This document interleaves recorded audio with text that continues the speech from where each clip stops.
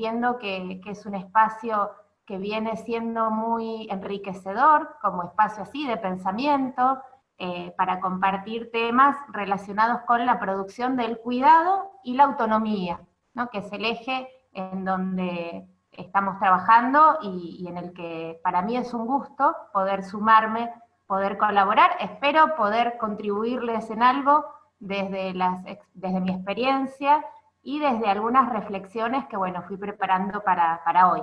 Voy a empezar a compartir pantalla, a ver si ahí, como para estar tranquila, ahí se ve bien. Perfecto, Claudia. Bien. Bueno, bárbaro, entonces. Ya me presentó Mariana, por ahí a mí me gusta, lo de los 20 años de experiencia me suena como que, wow, el número redondo, ¿vieron? Por ahí hasta que eran 19, como que más o menos íbamos, pero ya este año se cumplieron 20 años de trabajo, que me da impresión, pero bueno, es verdad eh, que implicó para mí todo un recorrido, ¿sí? A mí me gusta presentarme más que nada como trabajadora del campo de la salud mental comunitaria. Será precisamente por esto que decía Mariana, que soy como bastante inquieta y nunca sabía si presentarme como psicóloga, como profesora, como investigadora. Entonces digo, bueno, el trabajadora en salud mental comunitaria me parece que por un lado engloba ese sentido de mi práctica, y por otro lado me posiciona en el hacer, que me parece que es lo más importante, sí, y desde ahí es desde donde fui seleccionando algunos conceptos teóricos, por eso el título de la presentación, que igual ahora lo vamos a desarrollar y lo vamos a criticar incluso, porque después que lo puse al título lo critiqué. Así que una cuestión que les quería comentar es que, digamos, yo fui tomando para armar la clase de hoy, el recorrido, la charla, eh, algunos conceptos y aportes de distintos lugares también, ¿no? Así como yo soy inquieta, me gusta ir trabajando con conceptos de distintos marcos. Siempre dentro de la línea de salud colectiva, que es el espacio en donde yo me voy formando, salud mental comunitaria y salud colectiva, pero también de la psicología comunitaria, de la psicología política. Así que bueno, van a ver que por ahí yo voy a tratar de ir describiendo algunos de estos conceptos. Por supuesto que los fui trayendo para ponerlos a dialogar con ustedes, ¿sí? Yo entiendo que en este seminario principalmente están participando ejecutores sociocomunitarios de la provincia de Neuquén, operadores de salud mental, imagino que acompañantes terapéuticos. O sea, con esto, ¿qué les quiero decir?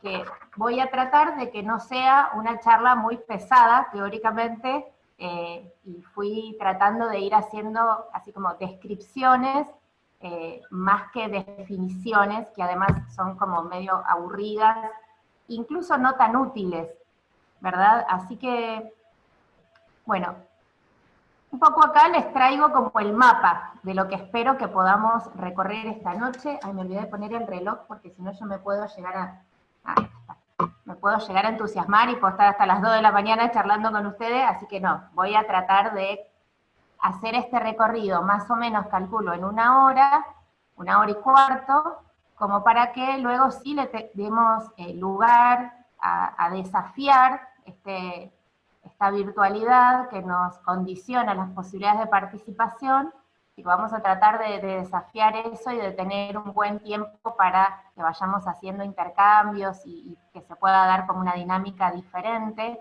a la de la exposición, que en sí, bueno, yo no los estoy viendo ahora como me gustaría, que aparte en lo presencial siempre tiene como que nos permite otro intercambio.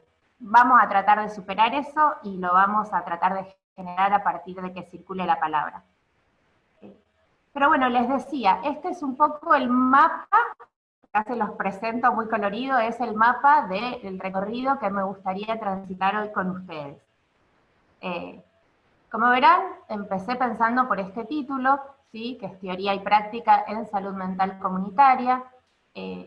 Así que me pareció que un eje muy importante, si yo pienso en la teoría y la práctica de salud mental comunitaria, es la dimensión ético-política. Este va a ser el punto como de inicio y de cierre, o un eje que voy a tratar de que atraviese toda la conversación. Tiene que ver con una idea muy básica, y es que nosotros no podemos, o la propuesta sería que pensemos que nuestro trabajo en haciendo prácticas comunitarias en salud mental nunca es un trabajo solamente técnico o solamente teórico, sino que siempre es un trabajo que implica una práctica teórica, ética y política. Entonces, como ya la teoría y la práctica la había puesto en el título, dije, bueno, vamos a poner eje entonces en lo que significa la dimensión ético-política como estructural en cualquiera de nuestras prácticas en el ámbito de lo comunitario. Y luego, rápidamente, no se asusten porque no es que vamos a estar así haciendo definiciones de cada punto, pero vamos a charlar un poquito de qué significa pensarnos en comunidad, en territorio, ¿sí? ¿Qué significa la salud mental comunitaria? ¿Sí? Es una parte de la salud y eso va a tener grandes condicionantes, ¿sí? Vamos a tener que pensar en el modelo médico hegemónico, que es un gran condicionante cuando estamos parados en el campo de la salud. Ya bien desde el lado de salud mental vamos a tener que hablar un poquito de lo que significa el concepto de peligrosidad, que creo que ustedes ya lo estuvieron trabajando anteriormente, ¿sí? Pero en salud mental es muy importante esta diferencia entre el riesgo en todo caso y el concepto de peligrosidad por todo lo que trae heredado de los modelos manicomiales, ¿sí? Y de los modelos sí, más tradicionales en salud mental. Así que vamos a tener que atravesar un poco por esa idea de peligrosidad y de estigma para llegar a hablar entonces de nuestras prácticas comunitarias en salud mental como prácticas que producen cuidado con autonomía, ¿no? Y acá tomo el título de esta parte del seminario para poder describir algunas de nuestras prácticas o de las acciones, concretamente en cómo van produciéndose, qué características tiene el cuidado que se produce en lo comunitario cuando pensamos cuidado en salud mental, y que plantear de cuidado con autonomía es como dos caras de la misma moneda. No vamos a poder pensar un cuidado legítimo en salud mental comunitaria si no es precisamente ese cuidado subjetivo y subjetivante, que entonces va a ser un cuidado con autonomía. La manera de ir trabajando todo el tiempo va a ser desde la idea de equipo, y en ese sentido no quería terminar la charla sin hablar con ustedes un poquito de lo que implica justamente la producción teórica dentro del equipo, la idea de cohesión. Y bueno, este es un poco el recorrido. Obviamente que cada una de estos cuadraditos que los vemos así de colores, no los podemos pensar aislado del resto. Yo este gráfico, si tuviera un pizarrón, podríamos hacer ahí como las flechas para todos lados, no lo tenemos, así que bueno, entiendan que la secuencialidad va a ser algo a lo que nos obliga el tiempo, ¿sí? Y vamos a tener que ir pasando de uno a otro, pero realmente son conceptos que están totalmente articulados. Bueno, como les dije, vamos a arrancar pensando en parte del título, que era Teoría y Práctica en Salud Mental Comunitaria. Arrancamos de atrás para adelante. Comunidad, ¿qué significa lo comunitario? Lo primero a decir es que vieron que no hay una sola definición. Si yo digo, bueno, ¿qué significa trabajar en lo comunitario? ¿O qué es una comunidad? Realmente podemos encontrarnos con un montón de definiciones, hasta contradictorias. No solamente muchas definiciones que circulan en el sentido común, sino que hasta las propias personas que investigan el tema de lo comunitario, que son los cientistas sociales, y los antropólogos, los sociólogos, tampoco se ponen de acuerdo ellos, ¿eh? Así que lo que nos vamos a encontrar es con un montón de definiciones que ninguna termina de captar totalmente el sentido de lo que significa lo comunitario. Yo lo que hice fue tomar algunos rasgos que por un lado se repiten en estas definiciones y por otro lado son los que a mí personalmente, ¿no? Acuérdense, ahí esto me estaba olvidando decírselos, pero toda charla, clase o propuesta que hacemos, que hace un docente, es siempre eso. Es una propuesta de un recorrido, podríamos hacer otra. Así que bueno, esta es la que yo elegí, es un recorrido, un recorte que les traigo, que les acerco para que la pensemos. Y esto no significa, no les resta a ustedes la necesidad de que cada uno lo piense en relación a su práctica y vea si le sirve o no le sirve. ¿Sí? Tal vez de todas estas cosas que yo les acerco, ustedes alguna la pueden llegar a tomar y decir, esta me la quedo. Y después puede ser que otras, nada, las vayan dejando, las vayan como dejando ahí un costadito y no les sirva tanto.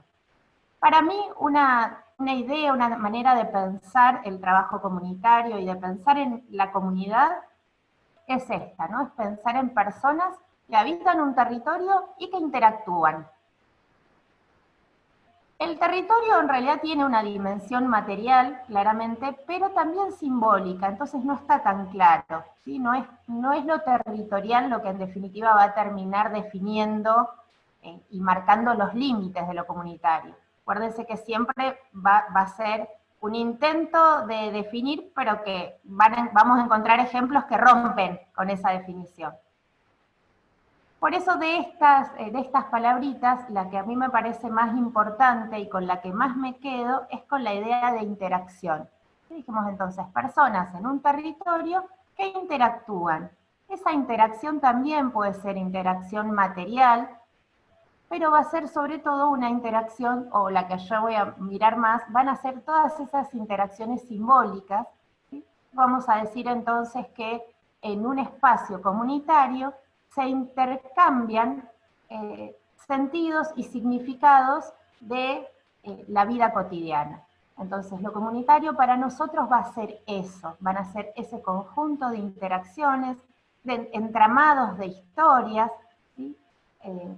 Chiappa-Pietra, que es uno de los autores rionegrinos que ha teorizado acerca de la desmanicomialización rionegrina, y que es uno de mis maestros, siempre define la comunidad en términos de que es ese lugar a donde se dirime el poder, dice él, ¿no? ¿Qué significa que se dirime el poder? Donde se dan estos intercambios materiales y de significados y de sentidos en donde se precisa de cierto poder simbólico para decir, bueno, las cosas son así. Y esa definición del sentido que tiene una vivencia, una experiencia, una determinada situación, qué significa, si es buena, si es mala, esos sentidos se van construyendo comunitariamente.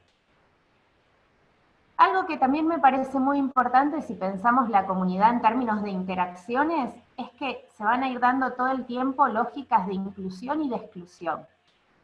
¿Esto qué significa? Que lo comunitario no siempre es lindo y bueno, ¿no? Yo esto se lo digo también a mis estudiantes, no es que trabajar en comunidad es maravilloso.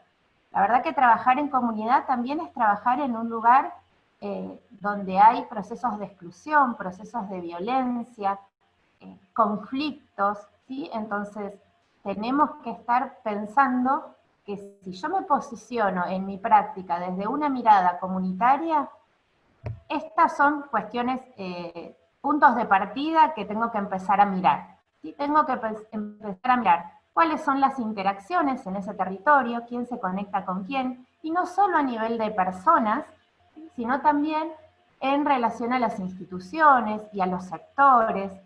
Todo nuestro trabajo va a tener que ver con empezar a mirar, como si fuera la Matrix, ¿sí? Empezar a mirar estas redes que están alrededor nuestro todo el tiempo. No solamente las vamos a tratar de mirar, sino que además vamos a tratar de promoverlas, ¿sí? Porque va a haber ahí un trabajo bien propio de de evitar la exclusión en salud mental, ¿sí? Capaz que acá me voy adelantando porque, pero bueno, entiendo que todos ustedes ya están en el campo de trabajo, así que acá me puedo saltar, digamos, y decirles, vieron que muchas veces las personas con las que trabajamos, que son usuarios de salud mental y que están en un ámbito comunitario, no por vivir en un barrio, están más integrados con sus vecinos o haciendo uso de las instituciones, ¿sí? La verdad es que esto es una de las cuestiones que encontramos. Ya no tenemos el manicomio con sus edificios, con sus muros, algunos todavía hay, pero no tenemos mayormente manicomios físicos, pero a veces nos encontramos con personas viviendo adentro de la comunidad y totalmente aisladas de esa comunidad. Entonces, trabajar con las personas en comunidad implica, primero que nada, pensar eso, pensar sus redes personales, institucionales, en qué instituciones usa de la comunidad, usa alguna institución educativa, usa alguna institución asistencial, alguna institución recreativa. No podemos pensar que alguien, por estar viviendo en un barrio, ya está incluido con una inserción en su comunidad. Solamente vamos a hablar de inclusión social cuando empiece a poder circular por esos espacios institucionales y comunitarios. ¿Qué más les quería decir que no estoy olvidando? Bueno, vamos a pasar a la siguiente. Seguro que después me voy a ir acordando de algo, pero vamos pasando. Ya les había anticipado entonces que, siguiendo por el título, salud mental comunitaria, entonces estamos en la comunidad como esos vínculos, como esas interacciones en las que tenemos que empezar a ver. Ya me acordé de lo que les quería decir. Que no solamente las personas a las que acompañamos tenemos que estar atentos y ver estas redes, visualizarlas, promoverlas, sino que nosotros mismos, como trabajadores, tenemos que empezar a pensarnos en estas redes entre instituciones y entre sectores. ¿Esto qué significa? Que muchas veces hablamos del trabajo intersectorial o del trabajo en red, pero estamos como esperando que bajen, ¿no?, del Ministerio de Salud de la Nación a decirnos tienen que armar una red. Y la verdad es que las comunidades no pueden funcionar si no es con redes. Y esas redes las hacemos las personas. Ni la posibilidad de trabajar interdisciplinariamente, ni la posibilidad de armar redes se da de manera espontánea o de manera solamente institucional. Las instituciones, al revés, tienden siempre a cerrarse sobre sí mismas. Las instituciones, no solo el manicomio, se cierran, se meten para adentro, tienen su propia lógica y como que no les gusta mucho compartir. Somos nosotros las personas las que tenemos que tratar de alguna manera hacer estallar esa institución, esos muros institucionales, aunque estemos trabajando en educación, en promoción social, en donde estemos, esa institución tiene que tener agujeros en donde todo el tiempo vayamos siendo nosotros con nuestras acciones hilos que tejen vínculos con otras instituciones. Yo estoy segura de que muchos de ustedes, si se ponen a mirar lo que están haciendo esas redes y es importante que las puedan ver, visualizar como parte de su trabajo y como algo muy, muy productivo para ustedes como trabajadores y para el ámbito de la comunidad. Bueno, ahora sí, les había anticipado que pensar salud mental es pensar en salud, ¿sí?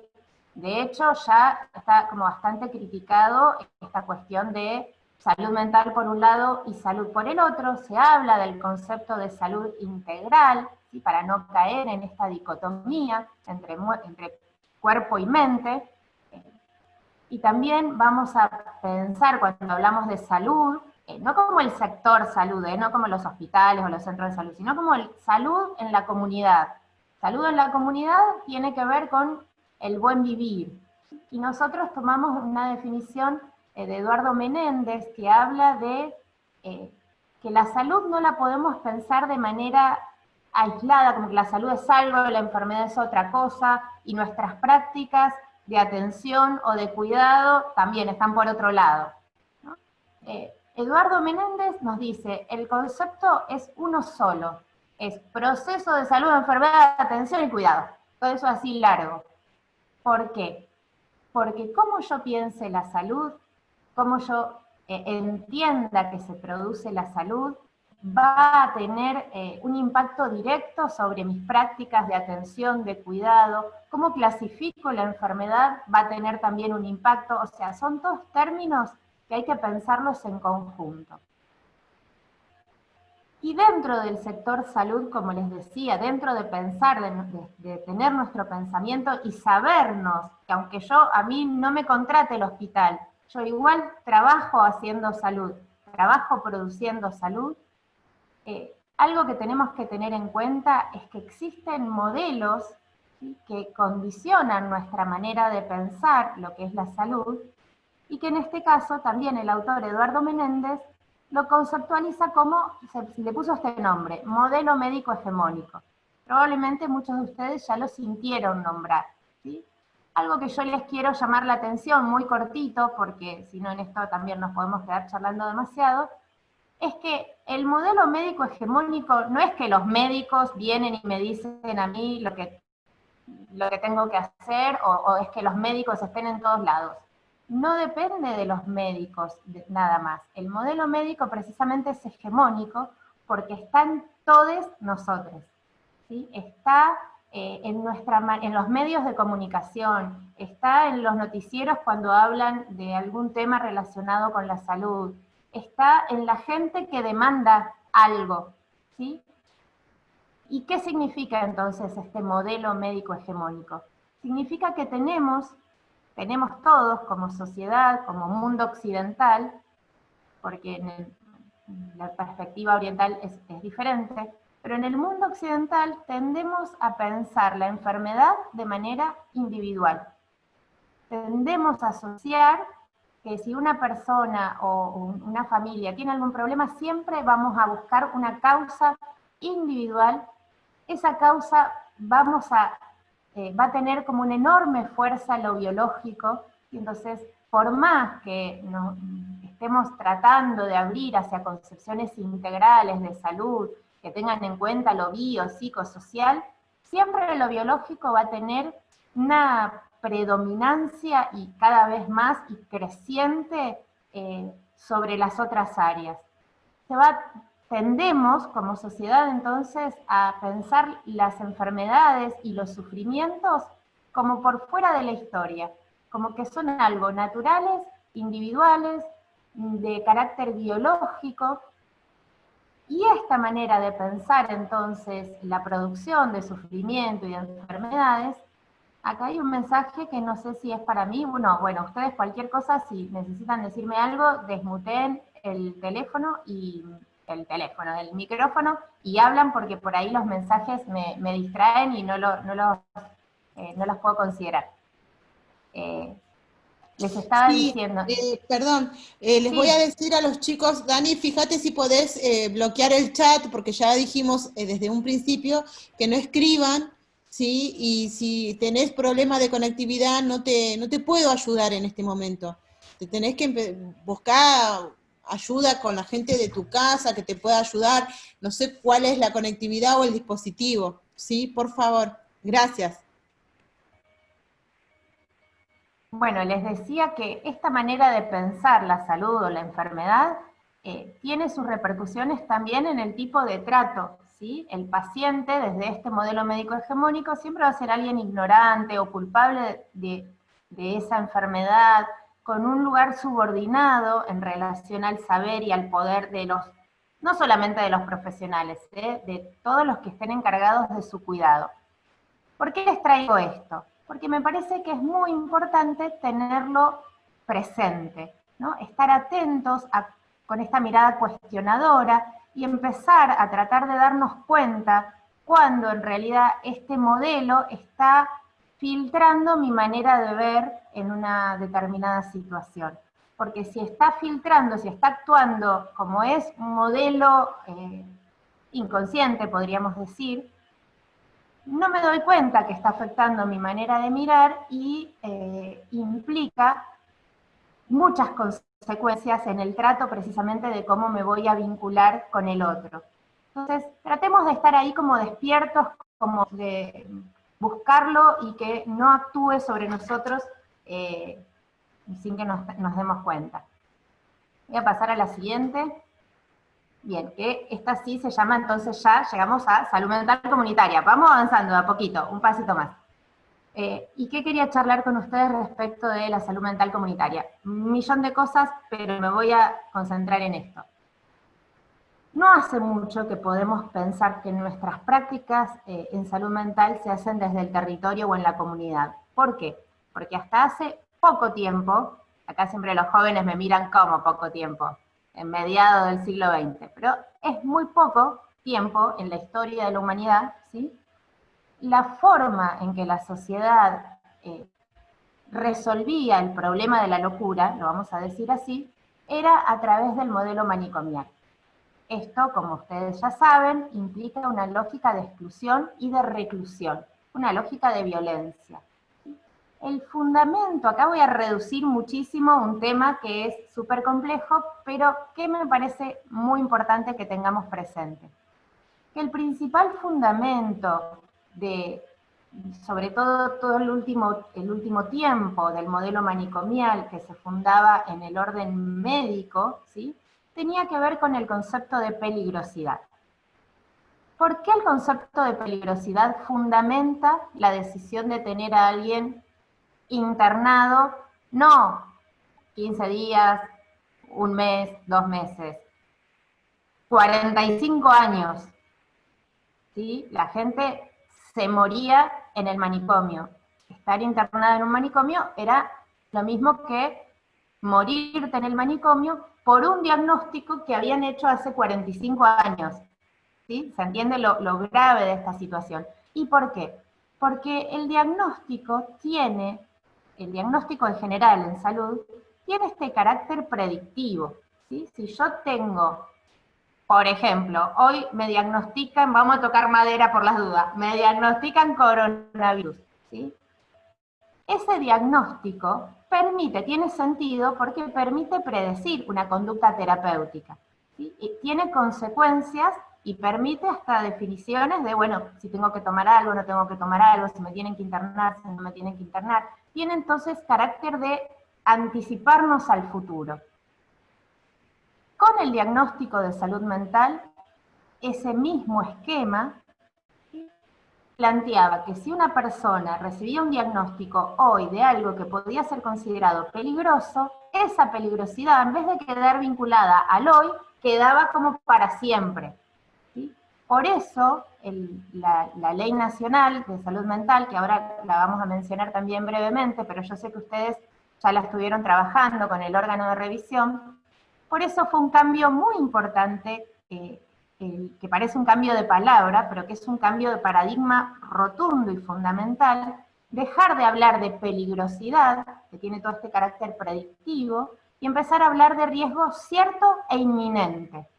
¿Sí? Esto significa no desconocer que las personas a veces estamos en riesgo, no desconocer que a veces necesitamos contención, incluso una internación, pero que esa evaluación de riesgo de hoy no justifica, no puede servir para que la persona quede 45 años internada para siempre. ¿Se entiende esto? Bueno, les decía que este fue el modelo nosotros le llamamos el modelo manicomial, es el modelo de segregación, de violencia. Fue hegemónico hasta que en un momento una serie de condiciones sociales y políticas permitieron que como sociedad se vaya discutiendo y se vayan implementando nuevas formas de tratamiento, nuevas formas de pensar en relación al sufrimiento mental y nuevas formas de tratar a las personas con sufrimiento mental. Primero desde un modelo más de integración, ¿sí? Luego con un modelo más de inclusión.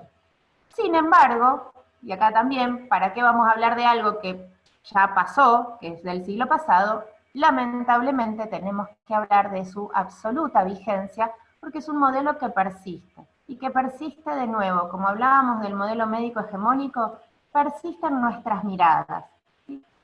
Por un lado, los cambios de paradigma nunca son así de un día para otro, van teniendo avances, retrocesos, pero por otro lado, permanecen en nuestras maneras de pensar y todo aquello que consideramos no normal se asocia con lo peligroso y entonces es dable, empezamos a manejarnos como sociedad, insisto, esto no, uno puede decir, no, pero a mí no me pasa, ok, pero más allá de algunas lógicas individuales o en pequeños grupos, eh, el sentido común, por así decir, ¿no? Esto que nos engloba y que tenemos esta tendencia y que solamente pudiendo ser críticos de eso nos diferenciamos y podemos actuar y pensar de otra manera.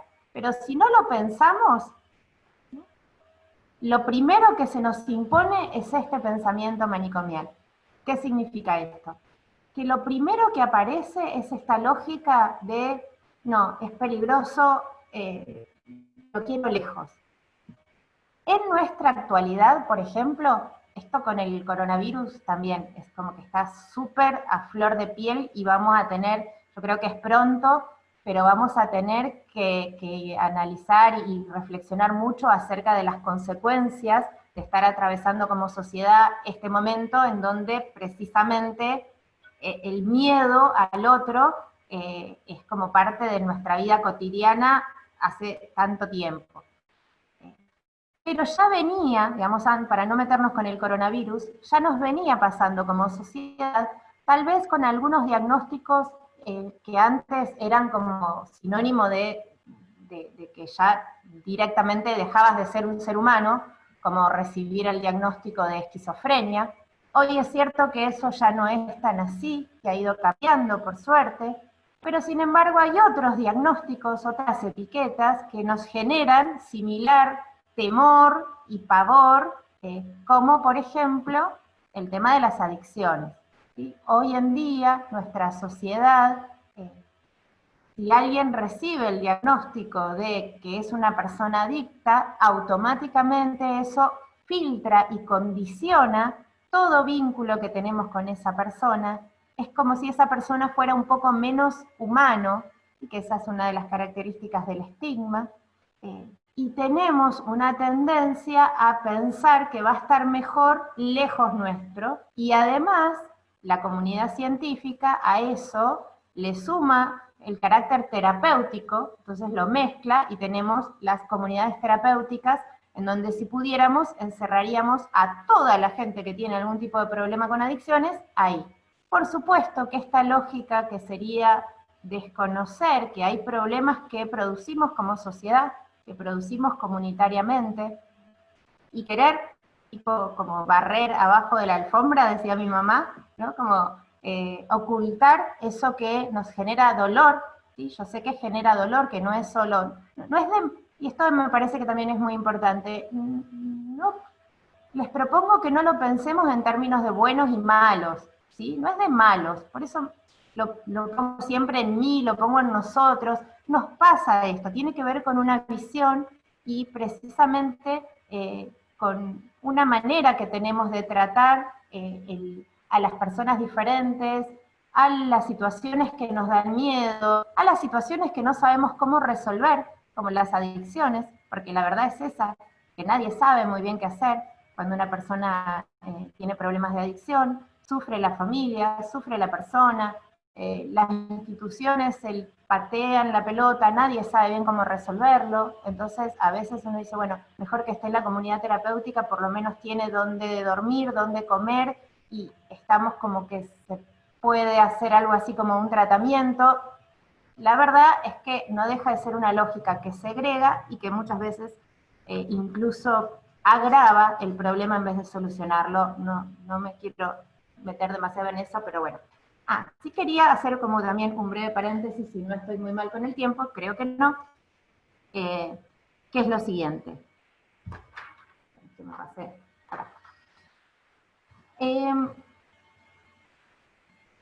¿Para qué sirve tener una ley de salud mental? Ya les dije que como ustedes lo estuvieron trabajando con el órgano de revisión, entiendo que no todos, pero bueno, la ley es, Río Negro tiene una ley que es la 2440, en Argentina tenemos desde el año 2010 la ley 26657, imagino que la conocen, o bueno, la pueden ir a leer, pueden repasar esas clases que sé que estuvieron muy buenas. Pero que es algo que yo quería agregar o que quería conversar con ustedes.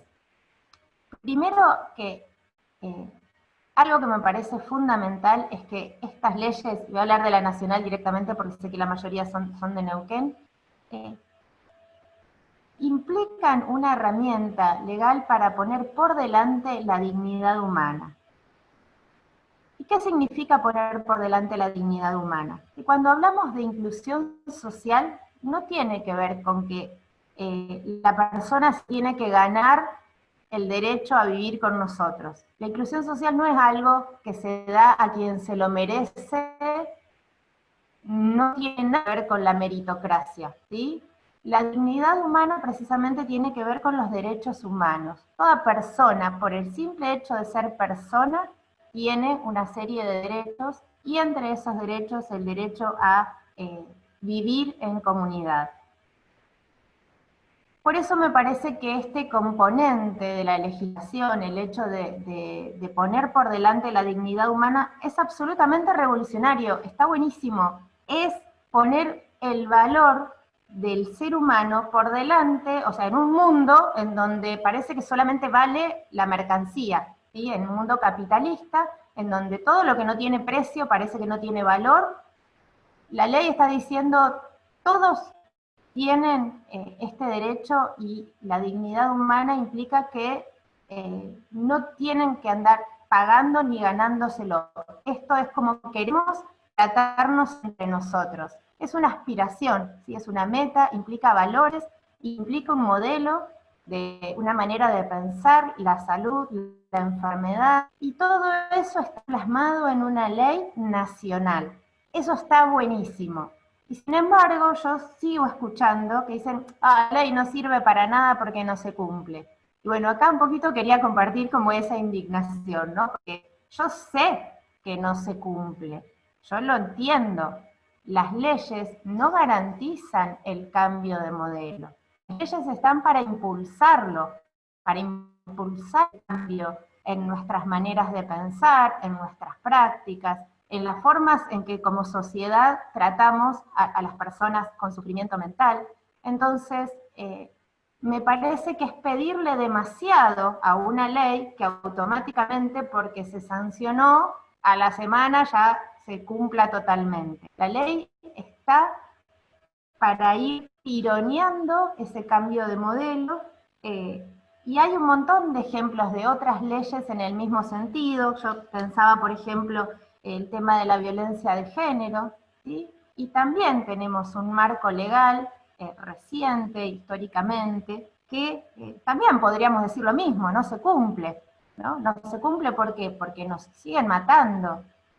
Entonces, ser conscientes de esa falta de garantías, ¿sí? Ser conscientes de que una ley no es lo mismo que políticas públicas y no es lo mismo que una modificación en las prácticas, pero que sin embargo son necesarias para justamente influir en las políticas públicas e influir en nuestras prácticas y ayudarnos a tener un mundo mejor, me parece que es también importante. Entonces las leyes no son el problema, sino les propongo que las pensemos así, todo el tiempo como una herramienta, algo que podamos usar para reclamar nuestros derechos, generando en cada uno en su trabajo, uno en nuestro lugar de trabajo, generando esos cambios y exigiendo el cumplimiento de la ley para ser un poco corresponsables de este cambio de modelo.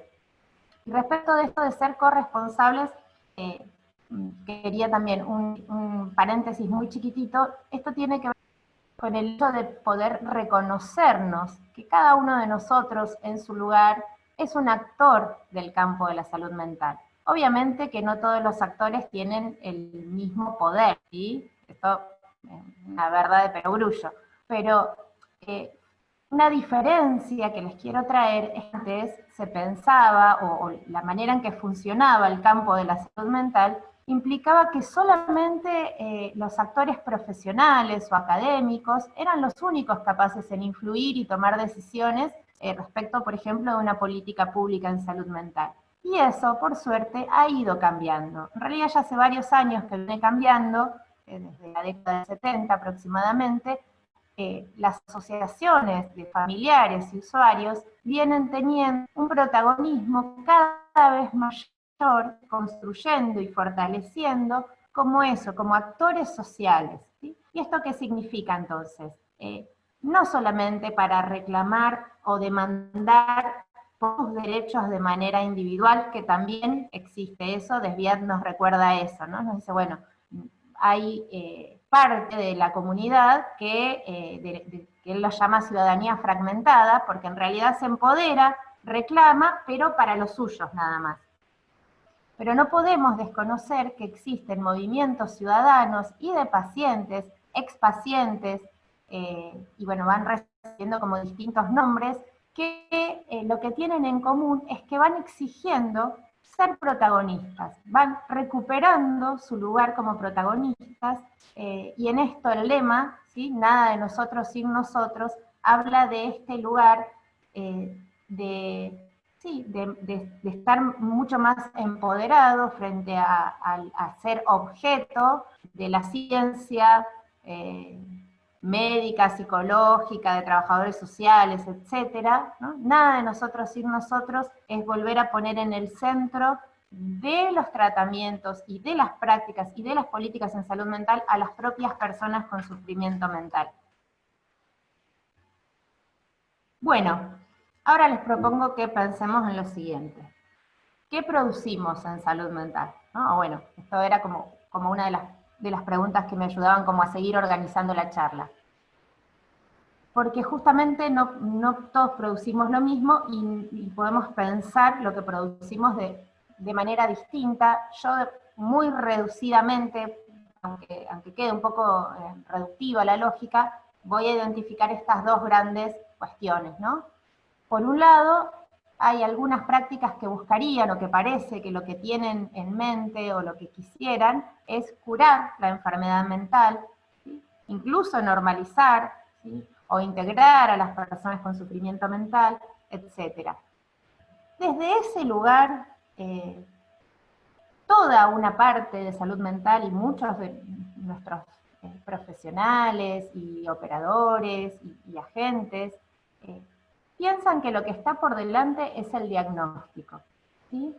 Yo todavía me encuentro con esto, ¿no? Con que alguien no puede empezar a trabajar con una persona sin conocer primero el diagnóstico, ¿no? Bueno, decime el diagnóstico para saber qué tengo que hacer. ¿Qué nos diría el diagnóstico de la persona con la que tengo que trabajar? ¿No? Porque vamos a recuperar esto, ¿no? El diagnóstico, que en la parte biológica y frente a algunos problemas tiene este carácter predictivo, en salud mental, ¿hasta dónde llega ese carácter predictivo? ¿No? Entonces, tengamos cuidado, porque si bien el diagnóstico puede ser una herramienta que nos permita, nos oriente respecto de cómo...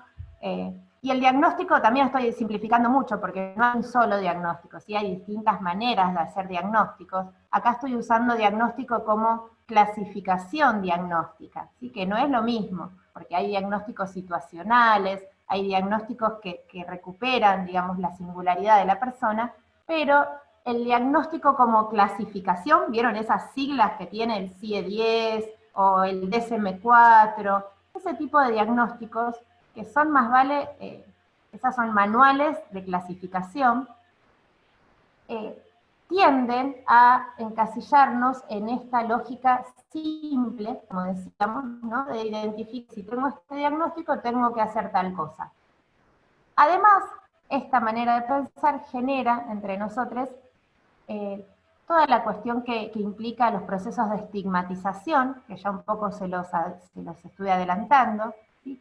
La persona que es estigmatizada significa que una vez que tiene ese diagnóstico, todo el resto de sus acciones, de su ser, de su sentir, está en un segundo plano. Queda siempre por delante ese estigma que se considera representativo de la persona, ¿sí? Y tampoco podemos desconocer que ese mismo cartelito, cuando funciona desde la mirada profesional, tiene efectos. No es algo que solamente genera mayor o menor aceptación social, sino que tiene efectos en la propia persona y en los procesos de salud y enfermedad. Bueno, frente a todo esto, ¿qué es lo que nosotros vamos a empezar a tratar de pensar o a proponer? Y lo que en realidad vale la pena producir cuando estamos pensando en salud mental, tiene que ver con esto del cuidado con autonomía, que ahora enseguida nos vamos a meter con eso. Pero ¿cómo lo empezamos a pensar? Primero, la finalidad de inclusión social va a estar ahí como norte, como guía para todas nuestras prácticas. Hay una pista que nos da Basaglia, ¿sí? Que obviamente no podía dejar de nombrarlo, nuestro querido Basaglia nos da una fórmula que funciona así, funciona como fórmula, y yo siempre la traigo porque nos ayuda muchísimo a pensar en el campo de la salud mental, porque él no habla de eliminar los diagnósticos totalmente, pero sí nos da esta fórmula. Él dice, hay que poner el diagnóstico entre paréntesis, para que emerja la persona del paciente. ¿Y esto qué significa? Que solamente voy a poder tener un vínculo terapéutico con alguien si lo veo como persona. Si yo quiero hacer un vínculo a través del diagnóstico, ese vínculo que voy a tener podrá ser un vínculo de control, podrá ser un vínculo que le podremos ver para qué sirve, pero no va a ser un vínculo terapéutico y mucho menos va a ser un vínculo que me va a permitir hablar de inclusión social o de promoción de cuidado o de promoción de autonomía. Para que algo de la producción del cuidado se dé, la empecemos a pensar, primera condición entonces poner el diagnóstico entre paréntesis, no negarlo, no borrarlo, no tacharlo, al menos no es lo que dice Basaglia. Después tenemos algunos movimientos de antipsiquiatría que son un poco más radicales en esto, ¿sí? Pero Basaglia lo que dice es, alcanza, me conformo, falta que nos diga, ¿no? Me conformo con que aunque sea, lo pongamos entre paréntesis, y es ahí donde podemos ver la enorme complejidad que significa cada ser humano. Cada ser humano va a ser un universo en su complejidad, y esa complejidad va a ser insumo de la relación terapéutica y va a ser insumo de cómo sufre esa persona. No hay dos personas que sufran iguales, ¿sí? Y acá les traía como ejemplo también, digamos, en realidad era un ejemplo de esto de la causalidad simple, ¿no? Hoy en día pensamos que todo lo que nos hace sufrir es el coronavirus, ¿no? Cualquier cosa que nos pasa es por culpa del coronavirus, y bueno, yo creo igual que es así. Pero bueno, ¿qué hay detrás de todo lo que nos pasa es culpa del coronavirus? Que la verdad es que no se sufre en todos lados igual, aún por el coronavirus. Aún en un mismo país, aún en una misma provincia o en una misma localidad, no estamos sufriendo igual por el coronavirus, ¿sí? Y no podemos desconocer toda esa heterogeneidad en lo comunitario, como tampoco la podemos desconocer en cada una de las personas con las que trabajamos. Y de esta manera, un poco como yendo por los bordes, vean que de lo que estamos hablando es de que el pensamiento que reconoce la complejidad va a ser un pensamiento que siempre va a buscar la singularidad de cada caso, ¿sí? Es un pensamiento que el que nos ha ayudado a pensar en todo esto es Morin, también otro, les he traído como varios de mis autores favoritos así. Morin dice, bueno, nos encantaría que las cosas fueran más simples, pero en realidad el mundo en el que vivimos es un mundo complejo, y no solo el mundo social. Eso es lo fantástico de Morin, que Morin nos ayuda a pensar la complejidad en la matemática, en la física, en la ecología, en la biología. No es que somos complejos los seres humanos porque somos unos complicados que andamos haciendo estas cosas raras. Morin dice, la vida es así. y tenemos que reconocer la complejidad como parte de la vida. Sin embargo, nos advierte, porque cuando la complejidad es así, wow, tanto, uno dice, bueno, ¿y qué hago? Todo tan complejo que no puedo hacer nada, ¿no? Que también es algo que nos suele pasar y que puede llegar a ser una excusa. Morim, más vivo que nosotros, se anticipa y nos dice, ojo, que todo esto que estoy diciendo de la complejidad no puede ser usado como excusa para la inacción.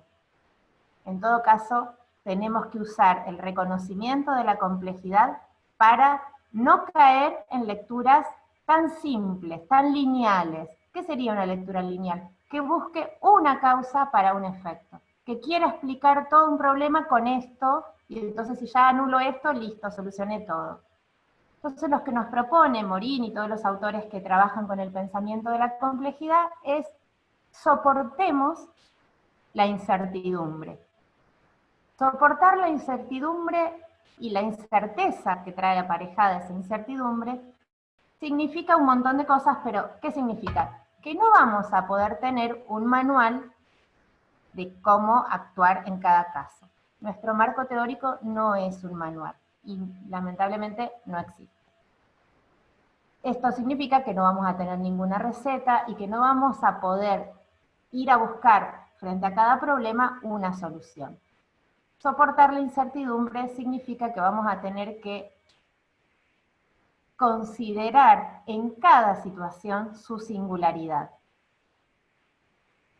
Basaglia, cuando habla de lo que se fue produciendo con la desinstitucionalización en Italia, él lo decía así, decía, el manicomio en realidad era fácil, solucionaba el problema de la locura, porque nada, lo corríamos, no se veían los locos. Lo que hace el proceso de desinstitucionalización es devolver un problema, devolver el problema de la locura a la sociedad y no le da una respuesta, porque no es que se inventa una nueva terapia, una pastillita mágica, un hacer que revolucionariamente hace que ya nadie más tenga problema. La verdad es que el problema del dolor, del sufrimiento, incluso de la enfermedad mental, son parte de nosotros. Y es algo con lo que entonces el pensamiento de la complejidad nos invita a convivir y nos invita a no tomar el camino fácil, ¿sí? En todo caso, de ir pensando en cada situación, en cada persona y en cada evento, en cada paso de este proceso, cómo van a ser mis prácticas para que sean prácticas realmente para promover la salud mental y no enfermar. Entonces, en la contracara de la complejidad siempre va a ser la singularidad, ¿sí? No vamos a poder tener una práctica regular, estereotipada, no vamos a poder hacer siempre lo mismo.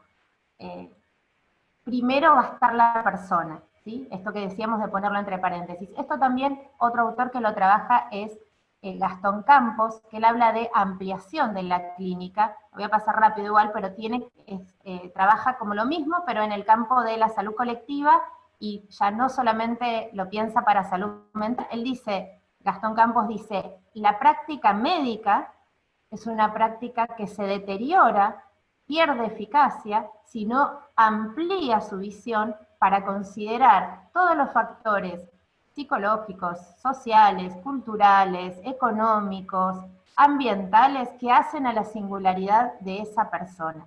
Cuando la clínica logra ampliarse y considerar todas estas dimensiones como parte de su objeto de trabajo, es una clínica mucho más efectiva. Entonces, ¿qué vamos a hacer con todo esto? No nos podemos quedar en la inacción, vamos a sostener la incertidumbre y vamos a ir generando en cada situación, con cada persona y en cada institución, en cada uno de nuestros trabajos, en el ámbito de lo comunitario y desde la perspectiva de salud mental comunitaria, vamos a ir pensando la producción del cuidado. Bien, acá ¿qué era lo que quería compartir con ustedes? ¿Cuál va a ser nuestro guía entonces, nuestro rumbo si todo es tan caótico? Acá aparece lo que habíamos dicho que era muy importante y que vamos a tratar de sostener, que era el posicionamiento ético-político. Esa es la línea que nos permite entender hacia dónde vamos y qué tipo de características tienen nuestras prácticas cotidianas. Porque cuando hablamos de cuidado, no nos referimos al cuidado que podemos pensar desde el sentido común, ¿sí? Yo puedo cuidar mi computadora o cuidar a mi gato, no es eso, ¿sí? No es dar a alguien, no es un servicio, no es que yo te cuido, porque cada vez que pensamos que yo estoy cuidando a una persona, la estoy tratando así, como a mi computadora o como a mi gato, la estoy tratando como un objeto. Entonces, no vamos a pensar el cuidado como algo que doy al otro, que quieramos o no, se transforma en un objeto. Sino que cuando hablamos de producción del cuidado, vamos a hablar de un vínculo, de una interacción. Hay un autor, Aires, que dice, el cuidado no está ni en el que lo da ni en el que lo recibe, está en el entre, está en esa interacción. Por eso vamos a hablar del cuidado como una práctica subjetivante. Cuando nosotros tenemos y sostenemos con el otro una práctica subjetivante, aparece en la persona a la que estoy acompañando, con la que estoy transitando estas prácticas, aparece el deseo, tiene un rol activo, estoy promoviendo su autonomía.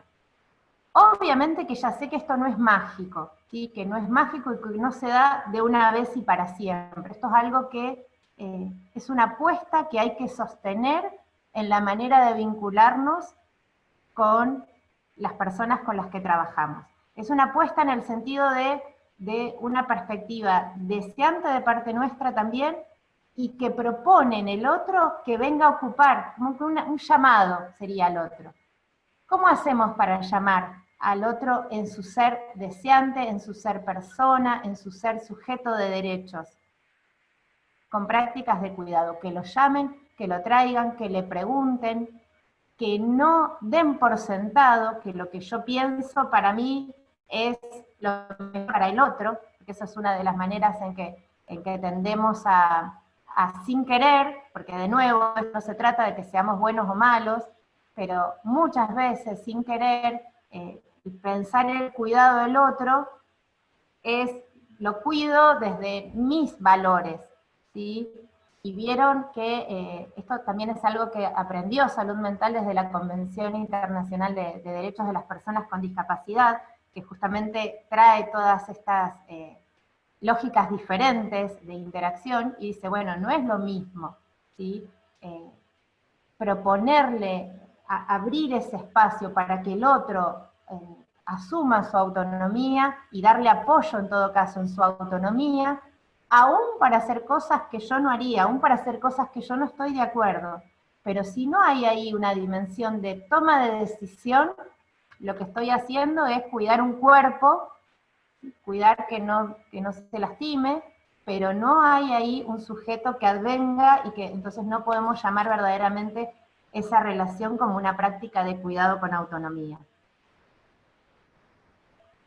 Y por eso también vamos a decir que la promoción, no sé cómo estoy con el horario, ya termino, en 10 minutos termino, que la producción del cuidado implica también promover entonces esta autonomía. Acá les ponía como algunos ejemplos para que no nos quede como tan así como en el aire.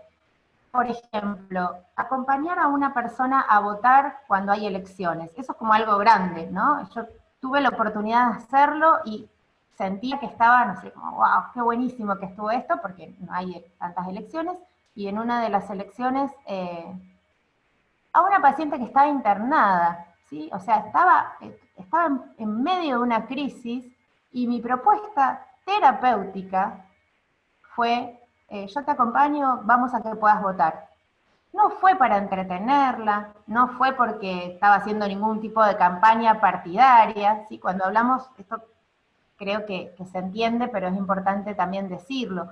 Cuando hablamos de perspectiva ético-política, no estamos hablando de política partidaria, ¿sí? Estamos hablando de la dimensión política justamente en el ejercicio de la ciudadanía, ¿sí? Esta concepción que hace que pensemos que el poder está en todos nosotros, y recuperar entonces esa dimensión de ciudadana con derecho al voto, no era para entretenerla, para pasar el domingo, ni porque ella estuviera aburrida, ni porque yo estuviera aburrida, era porque esa era una práctica de cuidado que correspondía hacer en esta situación para que ella se posicionara desde otro lugar respecto de su vida, y eso tuvo después un montón de impacto en un montón de otras decisiones. Algunas otras cosas que tenemos oportunidad de hacer más seguido, como gestionar un documento o acompañar a hacer una denuncia porque le robaron. Vieron que muchas veces a nuestros usuarios no les creen y la policía no les quiere tomar la denuncia porque son locos. Entonces, poder hacer uso de estos derechos cívicos y sociales realmente tienen un impacto terapéutico que no podemos perder de vista. Acá les traía como también un ejemplo más reciente, de hace poquito, en una casa de convivencia asistida, había como los usuarios que les costaba mucho, mucho, mucho cumplir con el aislamiento, como nos cuesta a todos, pero les costaba más, y frente a esta persistencia en el querer irse y en el irse varias veces, yo digo, bueno, en un momento, ¿escucharon al presidente? Porque ya no sabe, la verdad que es como que uno se pone, trae y recupera, cuando piensa con otros qué hacer, y también cuando por ahí las cosas que tenemos más a mano se van agotando, ¿sí? Entonces frente a esto ya no sabíamos qué más decirles, y entonces en el pensar con otros, se nos ocurrió esto, dijimos, a ver, vamos a hacer que vean el discurso del presidente. ¿Y por qué le van a hacer más caso al presidente que a vos, que se lo estás diciendo todos los días, que lo tenés ahí amenazado, que si se escapa el pucho? No. Porque lo ubica en otro lugar, ¿sí? Lo ubica en otro lugar de ciudadano, y en todo caso, lo cumpla más o menos, vale la pena que dejemos de usar la tele para que se entretenga y usemos la tele para que escuche y tenga ese contacto y ese ubicarse como ciudadano de un país. Bueno, entonces,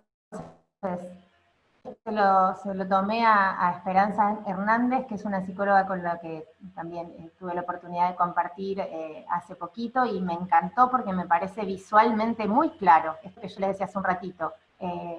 Nuestras prácticas, si no promueven autonomía, son cualquier cosa, pero no son prácticas de cuidado, ¿sí? Entonces, otra manera de pensar esto es la necesidad de estar con el otro, porque uno tampoco promueve autonomía, no sé, hacelo autónomamente. Eso no es promover autonomía, ¿sí? Eso es correrme. Entonces, es estar pero correrme, es las dos cosas al mismo tiempo. Es preguntar, y usar la pregunta es una herramienta muy potente como productora de subjetividad y de ciudadanía. La pregunta es un hacer espacio para que el otro aparezca. Y en este sentido, en este mismo sentido de la pregunta, cuando uno le pregunta al otro en lo individual, y cuando trabajamos más a nivel de las instituciones y de los barrios y de la comunidad, este es otro concepto que me parece sumamente interesante y que tiene que ver con el preguntar, pero a nivel comunitario, ¿no? Que nosotros lo llamamos problematizar. ¿Qué significa problematizar? Que todas esas cuestiones son problemas, pero que por momentos parece que no son problemas porque están invisibilizados y están naturalizados, parece que siempre fue así, siempre va a seguir siendo así. Poder, con preguntas y con nuestra intervención y con nuestro hacer, con nuestra apuesta a que el otro pueda verlo, empezar a aportar a esa reflexión crítica para que ese problema se haga visible. Y esto me parecía importante traérselos también. Un ejemplo muy claro de esto es el problema de la violencia de género, que ya que lo mencioné antes lo vuelvo a mencionar.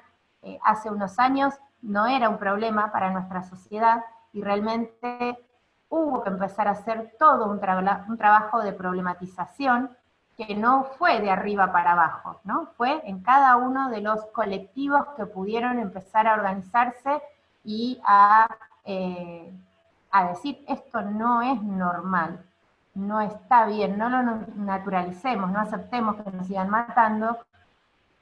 esto es un problema y tenemos que poder enfrentarlo de otra manera. Yo se los traía este concepto porque me parece que muchas veces se puede llegar a confundir cuando hablamos de darle lugar al otro, de promover la autonomía. Cuidado sería que esto no significa esperar la demanda del otro, ¿no? No, bueno, tiene que hacerlo con autonomía, yo lo dejo, o espero que me lo pida, no hay demanda, no, nosotros no tenemos que meternos. Hay ahí un mal uso de conceptos técnicos y lo que perdemos es justamente el posicionamiento ético-político. El posicionamiento ético-político, yo le decía, es lo que nos da el norte y hace que no nos vamos a perder, y va por ahí si estamos en esa posición. Nosotros en territorio tenemos que estar implicados con la realidad. No podemos ni ignorar lo que vemos, tampoco imponer nuestros valores, pero no podemos trabajar desde una falsa neutralidad. Tenemos que ser responsables de ese lugar que estamos ocupando, como profesionales, como trabajadores, como operadores, cada uno desde su lugar, ¿sí? Pero desde nuestra mirada puedo aportar a esa problematización y siempre va a ser más rico, porque esa dignidad humana cuando está vulnerada para todos, y no es el otro el indigno. Todos como humanidad somos más indignos si dejamos que sigan naturalizados ciertos problemas que nos afectan a todos. El problema de la violencia de género, el problema, bueno, yo ahí ponía el ejemplo de convivir con el basural. Hay situaciones que está muy bien que nos indignen, y desde esa indignación es mentira que no se puede trabajar. Es mentira que uno tenga que trabajar neutral y objetivamente y solamente hacer mi trabajo. Y mi trabajo desde la perspectiva comunitaria se hace desde esa vinculación afectiva con el otro y desde queriendo, digamos, que el mundo sea un lugar mejor de lo que es. Bueno, la última partecita de la charla, que dije que me quedaban 2 minutos, es nada más que esto. Que iba a criticar el título. Yo le había puesto de título Teoría y Práctica en Salud Mental Comunitaria, horrible, porque da la idea de que teoría y práctica justamente como que son dos cosas que se unen, y justamente transmite todo lo contrario de lo que yo les quería decir. Entonces la charla se tendría que haber llamado Entre la teoría y la práctica, para que justamente enfaticemos el entre, la interacción, la relación que hay todo el tiempo, que es una relación de co-construcción entre teoría y práctica. ¿Qué significa esto? Que primero está la práctica y después la teoría. Hay veces en que primero puede estar la práctica, pero no es una práctica sin teoría. Y si hago solamente teoría y no hago práctica, y toda teoría trae un poco de práctica. Así que no conviene meternos ahí, porque es como empezar a discutir qué fue primero, huevo o la gallina. Vale la pena destacar esa interacción y por qué. Acá les voy a decir 3 cositas. Un poco esta parte de la charla tiene que ver con la propuesta que hacemos en la formación de estudiantes de psicología, que es la materia de la que soy profe, que se llama justamente así, práctica supervisada en la orientación comunitaria. Y que lo que proponemos a los estudiantes es pensar eso, ¿no? Que el conocimiento se construye en esa práctica. No puede ser por un lado lo teórico y después cuando termine de aprender todo, esto es como una de los errores en nuestra manera de pensar, ¿no? Primero voy a estudiar y después voy a hacer. Y nunca termino de estudiar, ¿sí? Nunca siento que estoy preparado, nunca, ¿no? Yo ya van 20 años de trabajo y sigo estudiando, porque nunca siento que siempre uno necesita como seguir estudiando y aprendiendo. ¿Qué les quería decir en relación a esto? Obviamente que todo hacer implica un saber hacer, pero tampoco es cierto que solamente alcance con ir haciendo y haciendo y haciendo. La práctica en sí misma, para que realmente sea una práctica teórica, tiene que ser una práctica reflexiva. No alcanza con hacer como con anteojeras. porque todas estas cosas de las que estuvimos hablando nos condicionan y no existe una manera automática y natural de sacármelas de encima. ¿Cómo voy a hacer entonces para ver si el paradigma manicomial, si el modelo hegemónico, si esta lógica simplista, si el cuidado al otro desde mi propia moral, si todo esto de lo que estuvimos hablando me está afectando, ¿cómo voy a hacer? Y la gran respuesta a todo esto va a tener que ver con el trabajo en equipo, va a tener que ver con la visión de otros, va a tener que ver con esos espacios de reflexión que no pueden ser solo autorreflexión. Siempre voy a necesitar de una visión compartida para estar atenta todo el tiempo a esto. ¿Sí? Yo hace 20 años que trabajo en el campo de la salud mental y me sigue pasando que por momentos reviso lo que hice y me sorprendo y a veces me asusto y digo, ¿cómo no me di cuenta? Y sigue pasando esto. ¿Cuál es la única herramienta que podemos tener ahí? La única tranquilidad que podemos tener es trabajar con otros. Si yo trabajo sola voy a meter la pata seguro. Trabajar con otros y estar abierta a esa posibilidad de intercambio, de interacción, es lo que me va a permitir ir haciendo mi práctica sin errarle demasiado como a este rumbo que queremos sostener. Pero no es que esto solamente funciona en la etapa de estudiantes, por eso lo segundo que les quería decir es eso. Justamente se lo enseñamos a los estudiantes porque creemos que es una herramienta fundamental para siempre, para todo mi trabajo. Pero tampoco es cierto que no haga falta nada de teoría, no es que solamente voy a ir haciendo la práctica y reflexionando sobre esa práctica. Entonces, lo que vamos a hablar es de que no cualquiera puede empezar ya a hacer trabajo comunitario, ¿sí? Porque lo que no conviene o recomendamos no posicionarse en el campo comunitario desde el sentido común, ¿sí? Entonces, vamos a necesitar ciertas características, cierta actitud, ciertas herramientas teórico-conceptuales, y esto del posicionamiento ético-político de lo que ya estuvimos hablando, pero ninguna de estas cosas se dan de una vez y para siempre. No es que ahora nos evalúan, me dan como un certificado de que tengo la actitud correcta, las herramientas que necesitaba, y me pongo el posicionamiento como si fuera mi saquito, y ya puedo seguir trabajando 10 años y no pasa nada. Cada vez tengo que seguir capacitándome, acá tampoco me gusta mucho el nombre, pero es este espacio de reflexión, del mientras, que no es necesariamente supervisión. Por eso yo acá les ponía el ejemplo, ¿no? En psicología para mi profesión y para muchas otras, para los acompañantes terapéuticos también, el espacio de supervisión es fundamental, ¿no? Pero la supervisión tiene distintas modalidades. Y generalmente, o por lo menos la visión más tradicional de la supervisión implica el saber de un experto, ¿sí? Que desde ese lugar de experto, de saber más, analiza una determinada situación y me ayuda como a volver a pensarla o a resolverla. A mí me gusta un poco más para pensar, a mí digo, y a los autores de la psiquiatría y de la salud mental comunitaria, nos gusta un poco más pensar en la lógica de la covisión, ¿sí? Entonces tiene que ver con esos momentos, más que con la persona del experto, con el sí poder hacer un paréntesis en nuestras prácticas, en nuestro trabajo cotidiano, poder hacerle un lugar, un tiempo, en donde ese hacer sea objeto de reflexión. No solamente yo, sino el hacer, lo que voy haciendo.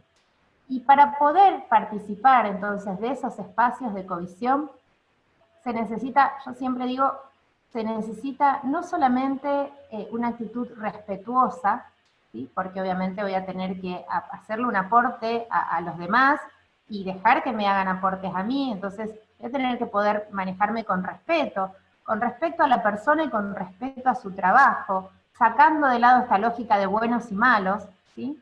Respeto y apertura, pero también una enorme generosidad, ¿no? Yo siempre les digo, si yo no soy generosa en mi posibilidad de compartir lo que estoy viendo, y capaz que lo estoy viendo yo porque soy la nueva, ¿no?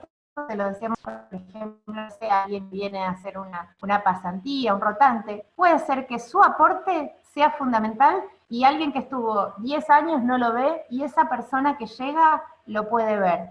Entonces hace falta una enorme generosidad para contribuir con el proceso de trabajo y que se generen estos espacios de intercambio que tienen que ver con el trabajo en equipo. Entonces, muy fuerte esta recomendación, yo no sé, desconozco si ustedes la tienen en sus espacios de trabajo, pero trabajemos donde trabajemos, en cualquier institución, si nosotros estamos pensando nuestro trabajo como un trabajo en el campo de lo comunitario, estamos haciendo salud mental desde lo comunitario, no debería faltar este espacio de revisión compartida de lo que voy haciendo, de cómo eso me afecta a mí, de cómo mi accionar también afecta el proceso de trabajo, porque acá también se pierden un poco esas divisiones dicotómicas, ¿sí? Lo que pasa, lo que está pasando es también lo que me pasa porque voy a estar implicado, y entonces estos momentos de reflexión y de co-construcción del conocimiento y incluso de la teorización sobre eso que estamos haciendo son fundamentales. Bueno, hasta aquí llegamos. Esto era como para volver a los conceptos que recién trabajamos, para que los podamos volver a ver así, se ve como que son un montón, y repasarlos entre todos. Estuvimos hablando entonces, arrancamos hablando de la comunidad, la definimos en relación a un territorio, vimos que implicaba siempre interacciones, hablamos de la importancia de estar atentos a esas redes para verlas y para promoverlas, para diferenciarlas de lo que sería un aislamiento social. Hablamos de lo que significa trabajar en salud mental, que es trabajar en salud, y cómo tenemos que estar atentos al modelo médico hegemónico que se nos impone y nos obliga o nos lleva a pensar los problemas como individuales, como biológicos, por fuera de una historia. Cuando hablamos de salud mental hablamos de la lógica manicomial, hablamos de por qué vamos a rechazar esta idea de peligrosidad como lógica predictiva, con esta idea de causalidad lineal que conlleva, de que vamos a tratar de cuestionar siempre la simplificación de esa linealidad para sostener un pensamiento complejo. Hablamos de poner el diagnóstico entre paréntesis, para que emerja la persona con toda su complejidad, la necesidad de sostener incertezas, y que solamente así se habilita un espacio de prácticas y de producción de cuidados con autonomía, que es la que nos puede llevar a una convivencia en comunidad desde el lugar de ciudadanos, problematizando y desnaturalizando todas esas problemáticas que todavía nos afectan y nos hacen sufrir, y que todo eso lo podemos hacer, miren, quedó capacitarnos mientras en el Covisión, o sea, que quedó acá 2 veces, por algo será, miren, para remarcar la importancia, y bueno, simplemente como conclusión volver a esa frase que les dije al principio y que espero que a pesar de lo raudo del recorrido que los invité a hacer, ahora tenga otro sentido, ¿no? Y que tiene que ver con esto que decíamos al principio. Mi quehacer en comunidad va a ser siempre una práctica teórica, porque no las puedo dividir, va a ser siempre la dimensión ético-política. Bueno, muchas gracias. Muchas gracias, Clau. Creo que un recorrido muy lindo. No sé si se me escucha. Sí. Te agradecemos. Si querés, ahora que a vos se te escucha mejor, continuar con la moderación. Sí, tenés razón. Ahí está.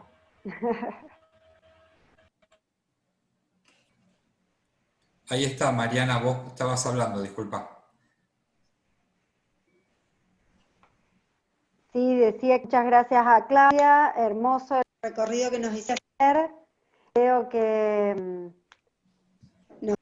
nos ayudaste a pensar en varias cuestiones del trabajo cotidiano en distintas instituciones. Y bueno, vamos viendo el chat y también convocando a nuestro invitado para que pueda conversar con Claudia. No sé si quieren empezar por el chat o si empiezo con algunas puntualizaciones que fui haciendo que puedo ir anotando. No sé cómo les gustaría que arranquemos. Sí, empezá, Misa. Ok. Antes que nada, me gustó mucho que remarcaras, digamos, esta cuestión de que la deconstrucción, digamos, del dispositivo manicomial no es algo que haya resuelto algo, sino que justamente nos viene a traer un problema nuevo en muchas situaciones y que todavía no está del todo resuelto cómo vamos a resolver el lugar que van a ocupar dentro de las sociedades esas personas que antes relegábamos. Y eso lo he podido ver en dos situaciones bastante distintas. Una es la escuela, esto de pensar a personas, a estudiantes que están con acompañantes en la misma aula que otros estudiantes que están sin acompañante, cosa que quizás anteriormente se pensaba esto de la escuela especial, es decir, una escuela aparte, separada, con otro tipo de contenidos, distinto a las personas que pudiéramos denominar normales, y también lo he visto en un proceso que ha sido, digamos, el de la modificación de los centros de salud, de lo que solemos llamar comúnmente el monovalente, que son básicamente los centros de salud mental, ¿sí? En los cuales se atiende exclusivamente salud mental, y empezar a mover la atención de esos centros hacia dispositivos polivalentes como pueden ser los hospitales generales. Eso es algo que ha generado mucha resistencia, sobre todo en los hospitales generales. ¿Por qué? Porque hay todavía cierto temor al paciente psiquiátrico, y a la vez hay una situación que no es malintencionada, y eso creo que lo marcaste muy bien, sino que tiene que ver muchas veces con una dificultad para abordar algo que es distinto a lo cual estoy habituado a manipular o en donde estoy acostumbrado a intervenir. Por ejemplo, las enfermeras, ¿cómo cuido yo a este paciente? ¿Qué cosas tengo que hacer distintas de los pacientes que tengo habitualmente que son de clínica médica? ¿Sí? Entonces, me gustaría preguntar, ¿sí?, ¿qué pensás vos que pudieran ser propuestas o procesos que se debieran dar como para encaminarnos un poco más en relación a eso? ¿Y cuáles son barreras también, no? Bueno, gracias por la pregunta. Nos lleva a pensar tu pregunta en el cómo, ¿no? Nosotros decimos, bueno, la desmanicomialización hay que hacerla, pero el cómo está todavía en discusión, en construcción y en discusión. En Río Negro, por ejemplo, el proceso de reforma se puso en marcha en los 90, y no podemos dejar de considerar que el momento del país y con el Estado neoliberal tuvo como un impacto muy grande en la cantidad de recursos con los que se contaba, ¿sí? Y eso que impactó en la manera en que se dio el proceso y sigue siendo parte de la realidad hoy por hoy. Entonces, el cómo tuvo que ver con utilizar el hospital general, que es lo que había, ¿no? El sistema de salud tiene hospital general, y de hecho en la propuesta original el hospital general es uno de los dispositivos de toda una red de prestaciones que se supone que deberían haber en el ámbito de lo comunitario. La verdad que el hospital general soporta con mucha dificultad, a mí me gusta usar ese concepto, el hospital soporta la desmanicomialización, ¿no? Porque le da soporte y a veces no la soporta, porque justamente choca la lógica de lo que implica trabajar en salud mental comunitaria y con personas con sufrimiento mental, choca con la lógica hospitalaria en un montón de puntos.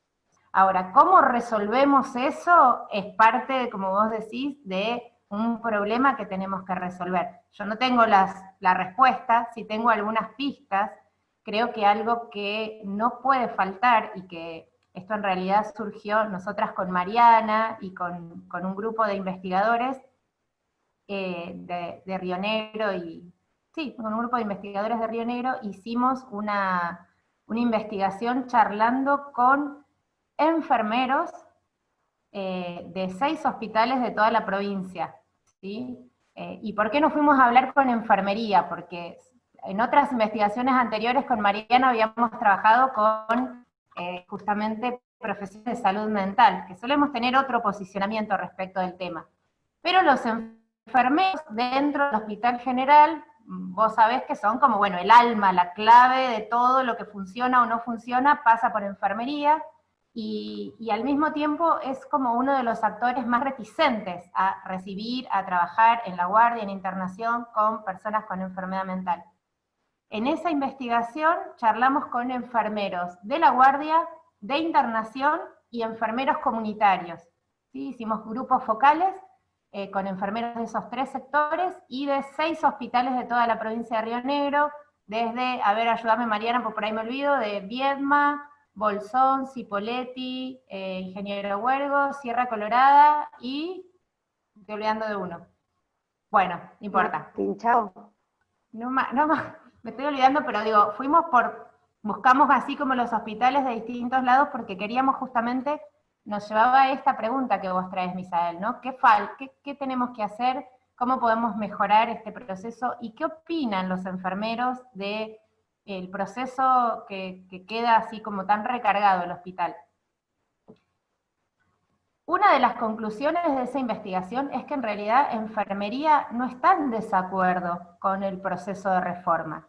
Sí está en desacuerdo con el cómo, ¿no? Con la manera en que se implementó en cada uno de los hospitales. Y la mayoría de los entrevistados y de los que participaron con sus saberes y con sus experiencias, decían que el Hospital General era el mejor lugar para atender la enfermedad mental, pero tenían que contar con más recursos, con más capacitación, con más reconocimiento, con más espacio de intercambio con profesionales de salud mental, con más soportes, por ejemplo, como desde la covisión, con un montón de condiciones que entonces no es que se veía que no, incluso había una valoración del trabajo que estaban pudiendo hacer, pero reclamo a las condiciones apropiadas para que así sea. Así que una pista para mí tiene que ver con eso, ¿no? Con que si el sistema de salud se nos cae, la verdad es que es muy difícil hacer salud mental y hacer cualquier cosa en el hospital. Pero bueno, cuando se va por ese lado. Bueno, excelente respuesta. Bueno, Clau. Sí, perdón, por demás. Misael, dale. Muchas gracias. La otra pregunta que tenía, y esta es ya la última, me interesó mucho esto que planteaste, digamos, de que habría necesidad, pensando en la acción política, en un accionar, digamos, desde abajo hacia arriba. Es decir, no esperar que bajen políticas del Estado a resolver los problemas que tenemos, sino la organización colectiva como una forma de respuesta a esas distintas dificultades. Yo lo que pensaba es que por ahí una dificultad que, por lo menos yo observo en eso, es que muchas veces nos encontramos con una barrera que es que las configuraciones de relacionarnos entre personas hoy por hoy es muy distinta a las configuraciones que teníamos antaño de agruparnos en torno a ciertas instituciones barriales, por ejemplo, en las cuales nos podíamos encontrar cara a cara.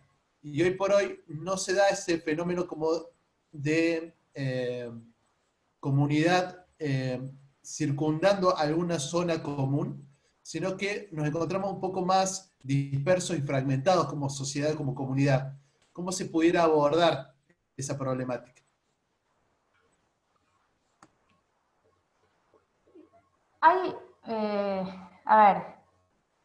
Hay muchos autores que hablan de la fragmentación social como una característica. Yo cuando vos decías actualmente, decía, sí, ahora con el COVID no nos podemos juntar, pero ni siquiera alrededor de una mesa, no alrededor de nada. Entonces, actualmente me está costando sacar de este momento con el COVID, que realmente, como dije en un momento de de la charla va a dejar también su impacto en nosotros, ¿no? Como sociedad y en nuestras subjetividades.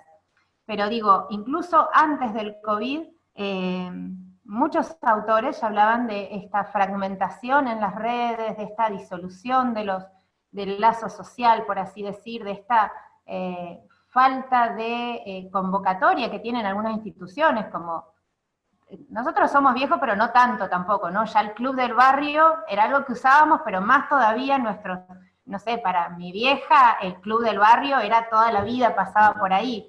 Sin embargo, también hay otros autores que discuten con esa idea de que lo social se desarmó totalmente, y hablan como más bien de una mutación, ¿no? De un cambio.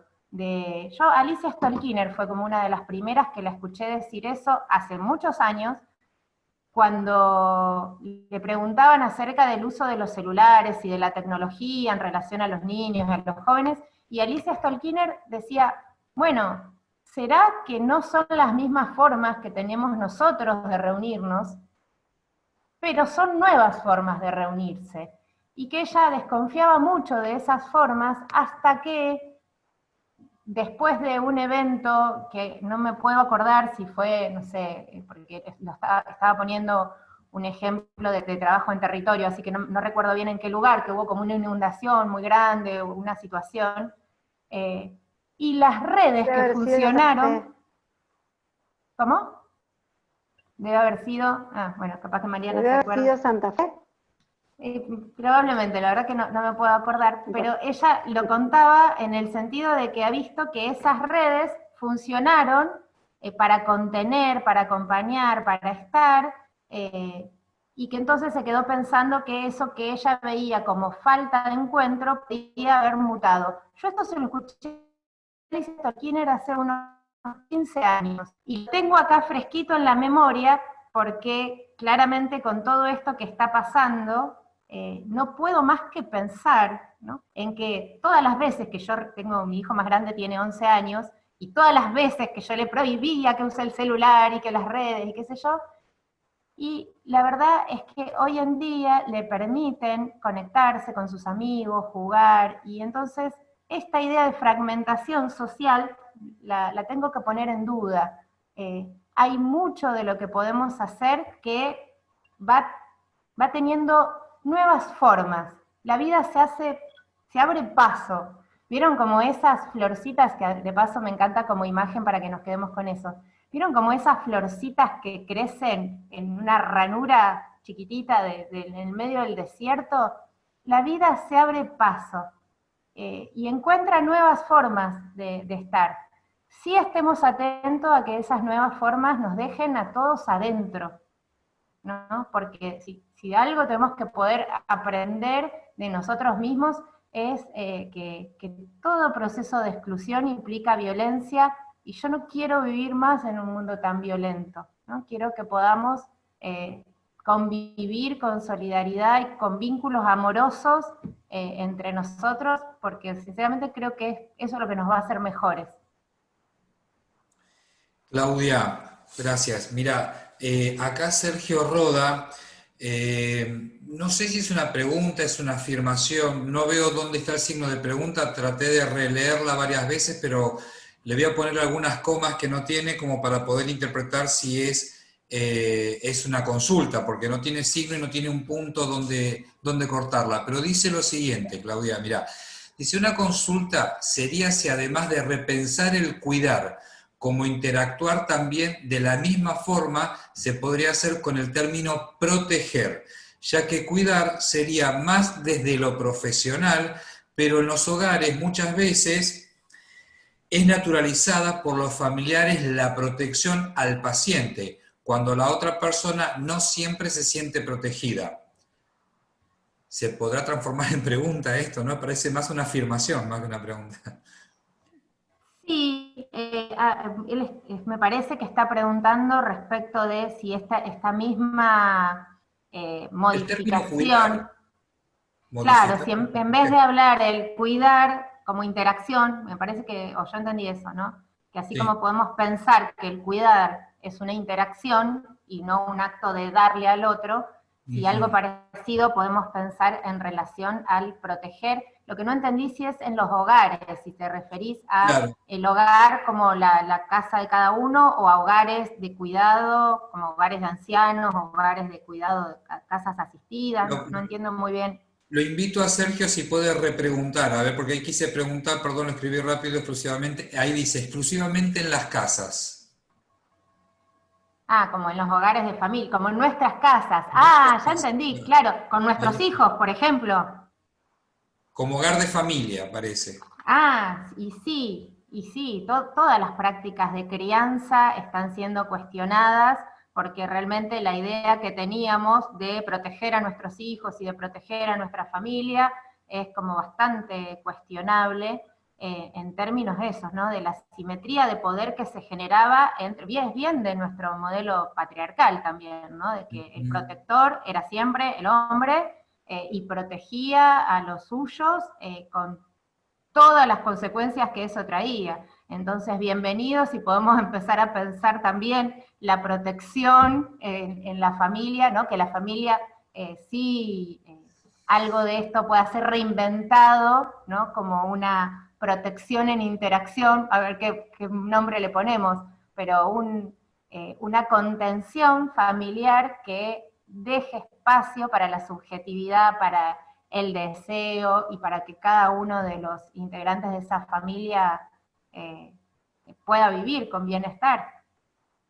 Así que sí, está buenísimo que se piense en otro tipo de vínculos y de relaciones.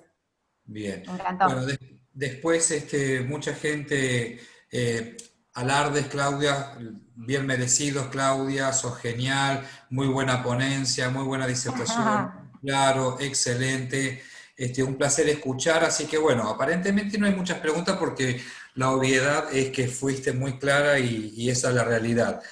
La gente entendió muy bien, quedó muy claro el pasaje, ¿no? Desde la historia, desde el paciente alienado, de lo que hablaba en algún momento allá en la época francesa, Pinel, del sujeto de peligrosidad, etcétera, etcétera. Bueno, no nos vamos a poner porque la historia también es linda. Y saber que después se abrió todo esto, hasta llegar a institucionalizar los pacientes de salud mental en conjunto con otros pacientes dentro de un hospital, ¿no? Que el hospital dejó de ser un lugar de caridad, sino que pasa a ser un lugar de atención al paciente de salud mental, al cardiológico, el que, bueno, comparte hoy por hoy. Pero bueno, se sigue en la lucha y que es mucha. Así que bueno, no sé si alguien más quiere hacer preguntas, está el chat abierto, y bueno, no sé, alguien más, Laura, Marian, Misael, si quieren decir algo más. Había por mi una parte, felicitar por la pregunta. exposición. Bien. Marian. Alguien quería que dijeras algo sobre la visión estigmatizante de los profesionales, y también, ¿no? Impecable Claudia, excelente Claudia, sólida, tu ponencia, todas esas cosas se leen en el chat. Bien, ¿qué tema? La visión estigmatizante de los profesionales, ¿no? ¡Wow! Sí, Justamente hablaste algo del orden médico, eso, ¿no, Claudia? sí, hablé de la estigmatización y del etiquetamiento, que parece lo mismo, pero no es exactamente lo mismo. Y la teoría de la etiquetación tiene más que ver con la visión profesional, justamente, y la mirada estigmatizante se generaliza, y es algo que tenemos que pensarlo en cada uno de nosotros. No es exclusivamente de la mirada profesional, aunque por supuesto que afecta a la mirada profesional. De eso por ahí lo que les puedo contar es que hace poquito tuve el enorme gusto de trabajar con algunas de mis estudiantes y con mis compañeros de la práctica comunitaria en el primer taller virtual, que miren, ya es difícil dar una charla virtual porque tiene como todo esto de la tecnología, pero dar un taller virtual fue como que era todo un desafío. Y armamos un taller virtual para trabajar justamente con estudiantes de medicina.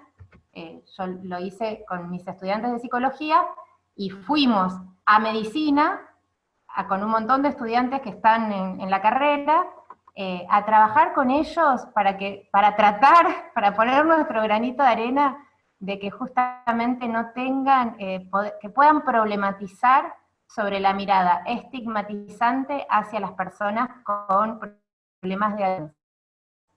Entonces el taller se llama Pensaciones, y lo hicimos 100% virtual, estuvo muy lindo, porque tuvo como un primer momento por Instagram, les pedíamos una imagen que represente a una persona con adicción, y luego, acompañándonos en el taller para que puedan ellos mismos y ellas mismas reflexionar acerca de esta imagen, de si realmente era así, qué nos decían y de dónde salían estas ideas, y fue como un momento y un espacio muy grato para que justamente pudiéramos empezar a pensar en las personas más allá de las etiquetas, ¿no? Porque se trata de eso, el estigma, que oculta todo lo que no tenga que ver con ese rasgo en particular. Entonces nos restringe, son antiojeras los estigmas, por eso está buenísimo poder criticarlos y sacárnoslo, porque nos permiten una visión mucho más amplia de la complejidad y singularidad, que como les dije, yo las pienso como dos caras de la misma moneda. Así que nada, de eso les cuento que está buenísimo poder ir trabajándolo. No dejemos de problematizar sobre los estigmas, porque cuando damos esos espacios, la verdad es que los empezamos como a masticar y se empiezan como a ablandar un poco. No sé si a salirse totalmente, pero sí a ablandarse. Bueno, yo agradecerles un montón la escucha, el estar, como les dije al principio estaba muy nerviosa, después como que me voy relajando, y les contaba a Daniel también al principio que me da bronca ponerme tan nerviosa, porque soy profesora hace un montón de tiempo, y así todo, cada charla me da como esos nervios, ¿vieron? Ese dolor de panza, y bueno, saber que estaban y que me pudieron escuchar así con cariño, con respeto, que están un viernes a la noche, que se quedaron hasta el final, me quedo como muy contenta, y les agradezco profundamente el ratito compartido. Cualquier cosa, estoy a disposición, por ahí Mariana puede socializar mi mail, y les puedo pasar el PowerPoint si les interesa tenerlo. Bueno, Claudia, los miedos siempre son buenos a veces, en cierta medida, porque nos ayuda a cuidarnos también, ¿no es cierto? Si perdemos el miedo nos descuidamos, y hoy más que nada por ahí necesitamos tener un poquito de miedo para no exponernos a la situación y exponer a otros que nos están cuidando, también a nosotros que estamos sanos y que necesitamos que también estén sanos, como los profesionales que están en primera línea, y por eso es fundamental que hagamos... Por favor. Bien, sí, ¿sí? Porque la verdad, favor. Compañeros nuestros de salud se están exponiendo para poder cuidar a todos aquellos que también en algún punto están enfermos, y que tenemos que cuidarlos para que no se sigan enfermando, ¿no? Concientización pura. Perfecto, Daniel. Pero bueno. Nos quedamos en casa y seguimos haciendo todas estas cosas que también nos hacen bien, pero vamos a cuidarnos y a quedarnos en casa y a abrazarnos simbólicamente hasta que todo esto pase, porque ya va a pasar y ya nos vamos a poder volver a abrazar físicamente. Tal cual, exactamente. Que nunca deja de ser un aprendizaje, eso fundamental. Nunca. Esta situación algo nos trae para aprender más, y que como todo aprendizaje no ocupa lugar, sino enseñanza. Así que bueno, no sé, Laura, Mariana, ya vemos que la gente vive agradeciendo, excelente, licenciada Bafo, bueno, con la participación de todos. Elogios, Claudia, te llevas todos los elogios. Bueno, muchas gracias. Qué lindos que son, gracias. Acá están todos en el chat. Muchísimas gracias por el tiempo dedicado para preparar la conversación. Bien. Y por compartir con nosotros todas estas reflexiones. Bueno. Un abrazo sin modo también para vos. Gracias, Laura, y gracias, Mariana. Yo antes de terminar me gustaría pasar unos avisos. La semana que viene, el próximo disertante será el licenciado Andrés Ponce de León. La temática es intervenciones con familias. A veces la familia no la elegimos, nos la toca. Hablando en doble sentido. Y bueno, Andrés es el decano de la FADEX, de la Facultad de Ciencias Sociales y Derechos de la UNCO. Y bueno, lo otro que queríamos compartir es que nosotras estamos habilitando un link para que se puedan anotar de forma automática y compartiendo el celular. Hemos cambiado el circuito de cómo poder empezar a ingresar a los nuevos cursantes en las disertaciones para que puedan estar en calidad de oyente, y el que quiera rendir, ingresar a la plataforma CUME. Les recuerdo que tenemos nuestra página, Fortaleciendo Capacidades Fase 1, o por Instagram. Y bueno, los espero el viernes que viene con el licenciado Andrés Ponce de León, hablando sobre intervenciones con familia. Buen fin de semana para todos. Chau, chau. Chau, Buen Dani. fin de semana, buenas noches. Adiós. Hasta luego. Muchas gracias.